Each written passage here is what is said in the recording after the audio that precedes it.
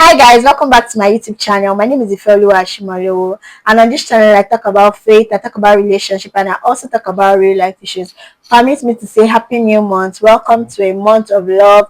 The season of February is very special because it's a month where people want to give love and also want to receive genuine love. So throughout the month of February, I'm going to be bringing my husband here with me to talk about things that have helped us in our relationship and our marriage as a whole. So I just wanted to introduce himself.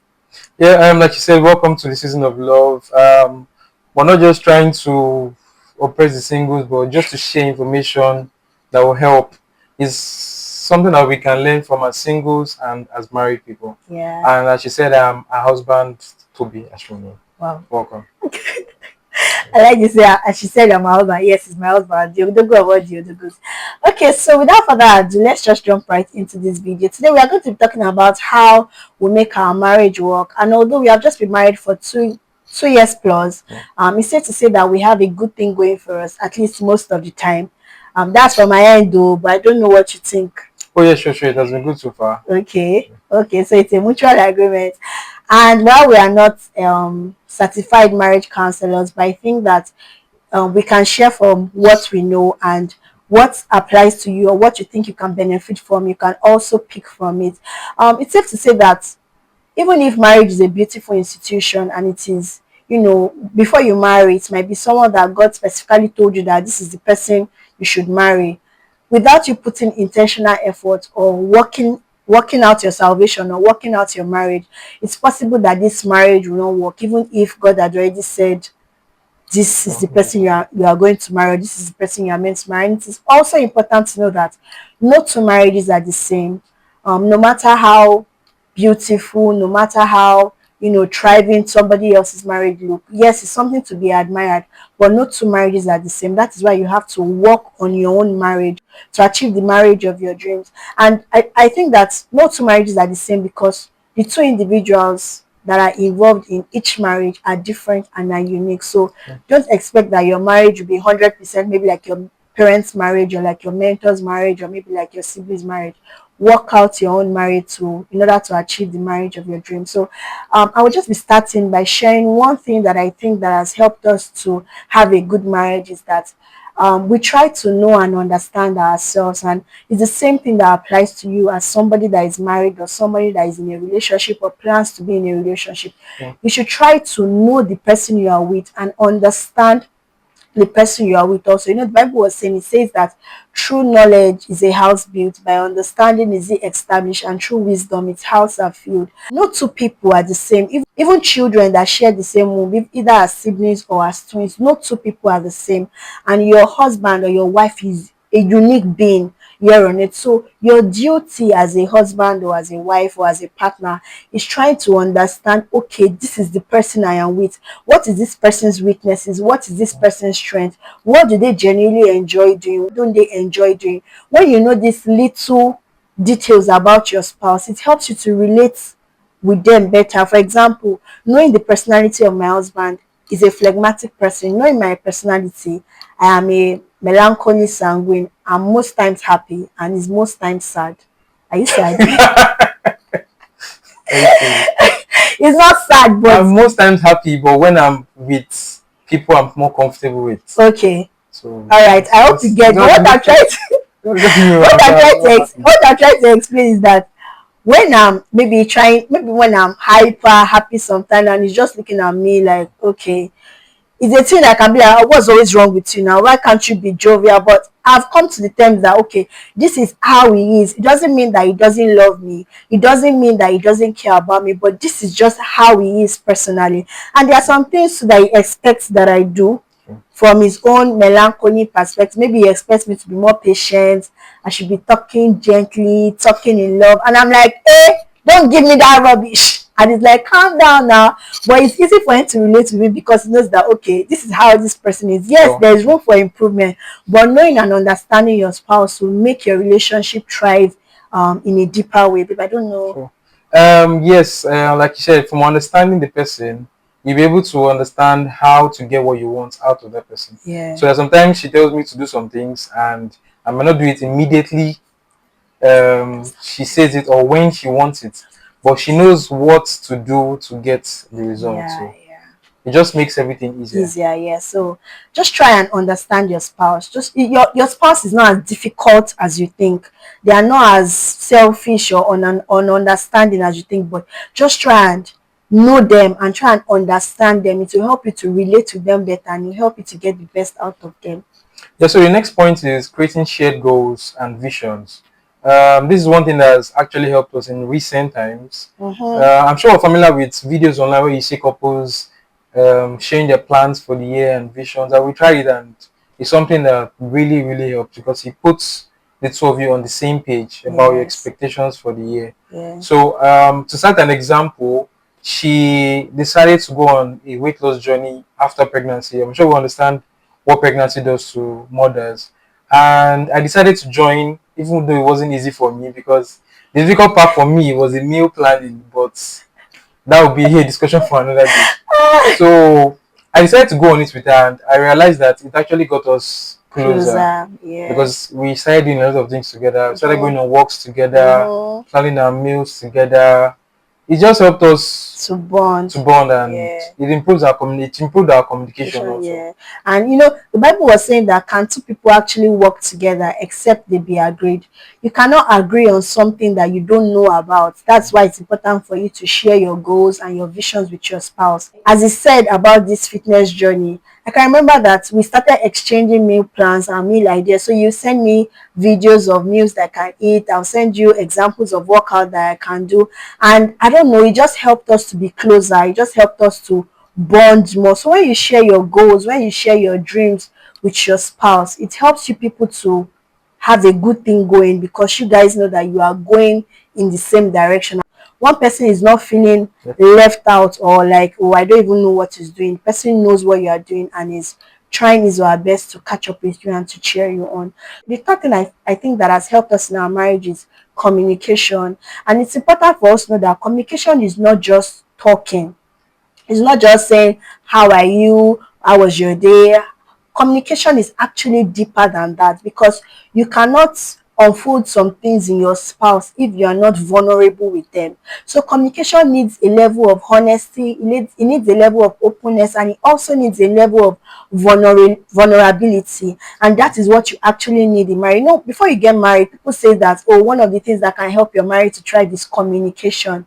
Before I used to think, okay, it's a fluke, we are communicating, but getting married, I've got to understand that your communication actually needs to be deeper and more intimate as a couple if you want your relationship to actually thrive. For example, before we came to record this video, my husband did something I did not like, and we had a conversation. Was it a heated conversation or a I do mini? have it a conversations.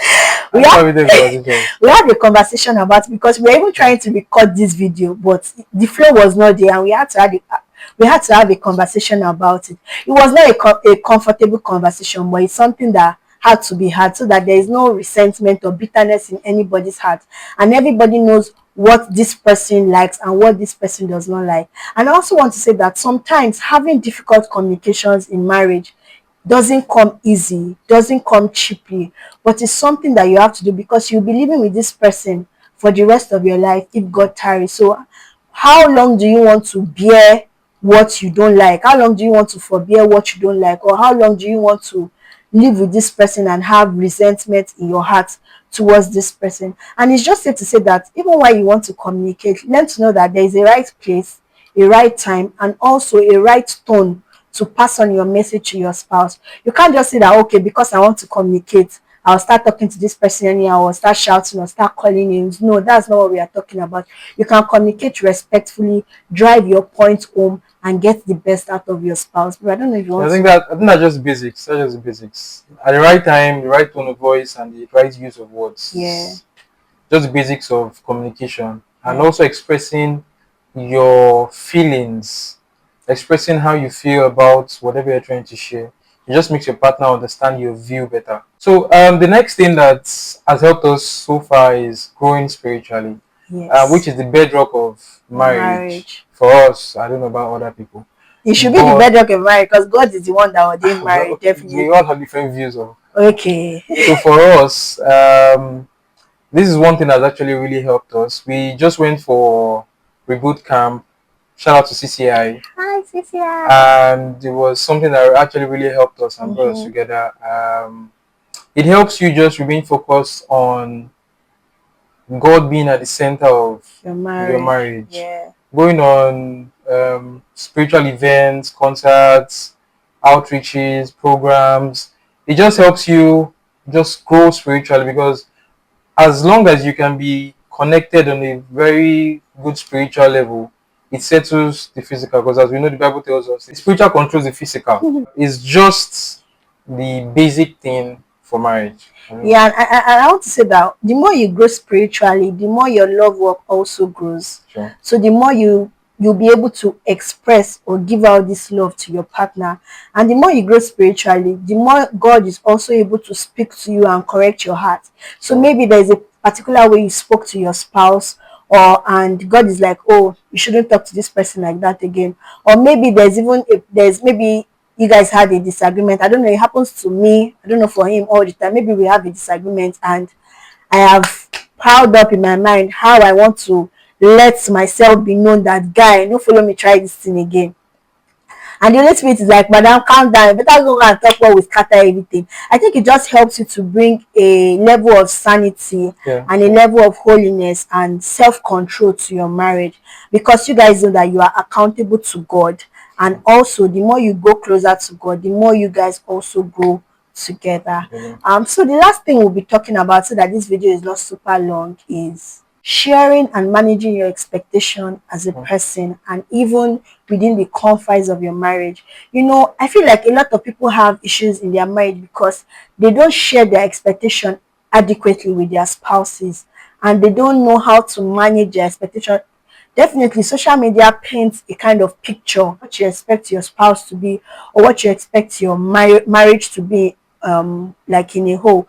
But if you don't manage this expectation, you'll be seeing that your spouse might fall short of it sometimes, and you will just overreact, and the person is like, Sure. what's wrong with you? The person doesn't know that you have a particular expectation in your mind. So try and manage your expectation. This is not, you're not more in falala land, you're not more in fantasy. This is real life. Everybody is going to work. Everybody has maybe a goal that they are trying to achieve. Everybody, like, the world does not revolve around you. It does revolve around you in marriage, but it doesn't revolve around you. I don't know how to explain it. I don't know if you understand what I'm trying to say. Yeah, yes. It's every marriage is unique. Focus on the person you are with Yes. and have realistic expectations about Expectation. that person. Yeah. And also share them. Your husband, as people say, is not living in your heart. Your wife also, she's not living in your heart. And if you don't talk about it, if you don't share it with this person, just like we said in communication, the person will not know that, oh, this is what you expect me to do. Sure. And when the person, falls short of that expectation, you begin to say, oh, this person doesn't love me, this person doesn't respect me. So share your expectations with your spouse. Oh, babe, I expect that, or I think that when I wake up in the morning, I would like you to serve me breakfast in bed. You have shared it with the person. It's not left for the person. Don't worry, I'm not giving you a direct message. It's not left for the person to take it or not to take it. Oh, babe, I expect that when I come back home, I want a full course meal. Share your expectation. I expect that every year we'll be going on trips. I expect that we'll be saving XX amount of money every year. When you share your expectations, it helps you to even see if your spouse can meet this expectation or not. Because by the time my husband, when I said I have breakfast in bed, see the way he looked at me. So me now, I know that it's not possible. Even if it's something that we should all pray and hope for. But he has given me side eye and said, auntie, what's your problem? Do you understand? So when you share your expectations with your spouse, it helps you not just to know the perspective of this person, it also helps you to manage your expectation and help you to live in realistic moments of your Sure. relationship as at now. So I don't know if you have any other thing to add on what you think has helped us as a couple. Well, this part of the video is just for couples only, not for singles. Just few additional points that will definitely help you grow stronger. Sex is one thing. Jesus Christ. Sex is one thing that would definitely now. Okay, yeah, Sex is one thing that will definitely. improve your intimacy as couples. Yeah. Let's be realistic about it. Everybody will just want to do it behind closed door, but nobody wants to talk about it. Sex, money, Please, I'm they a are virgin. important. Sex is important, money is important. Yeah. So let's just try to. I know these are two things that majorly cause issues in Issues, marriage. marriage, yeah. So Yeah. it's just good to work on those things. Those things are things that can be learned. You can read more about sex. You can learn more on how to invest and make more money, being hardworking, diligent. So there are skills that you can learn. So it's not something that they give birth to you with. Great, You yeah. can improve yourself, train yourself, and it will help you. Yeah. Thank you so much, Mr. Oluwatobi, that said that, as you people know, he's my husband. Yes, he's my husband. And thank you, my husband, for coming to this show. Thank you for borrowing us small finishing out of your time. And if you waited to the end of this video, thank you. Please help us to share, like, subscribe, turn on your post notifications so you get notified when we post a new video. Please have it in mind that in this February, we are going to be sharing honest things that have helped us in our relationship with you, and we pray that it blesses you. Please leave in the comment section what you think that we have missed that can actually help couples in their Yeah. marriage, and we pray that all of us will have a thriving marriage and relationships of our dream in Jesus' name. Thank you. Take care, guys. Bye.